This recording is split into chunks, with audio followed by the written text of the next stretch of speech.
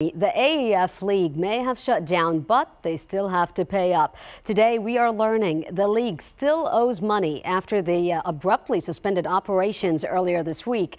Eyewitness News reporter Jaleesa Irizarry joins us live now from one of those organizations left with an unpaid balance. Jaleesa. Yeah, that's right. The AAF had all eight teams come to San Antonio for some practice rounds here at facilities across the city, including 2 here with Northeast Independent School District.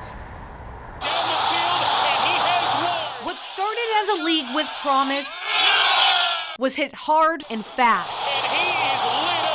The Alliance of American Football League may have cleared out of San Antonio, but they left some bills. All AAF teams came to San Antonio at the beginning of the year to participate in training camps at 8 different facilities across the city. The problem is, not all of these facilities were paid.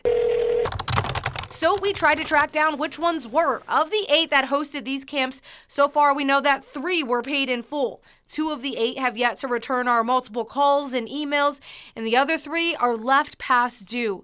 Comalander Stadium and Hero Stadium out of Northeast ISD were both used during the training camp. District representatives did not want to comment on camera, but told KENS 5 in an email the AAF left an unpaid balance of roughly $47,000. As for the Bob Benson 66 Stadium at Central Catholic High School, they tell us the AAF did pay the training camp bills, but the facility was also the Commanders' practice field for the last few months. The school's president tells us the AAF was all paid up until about 2 days ago. They just sent their March invoice for roughly $15,000 just as the news of the league suspension broke.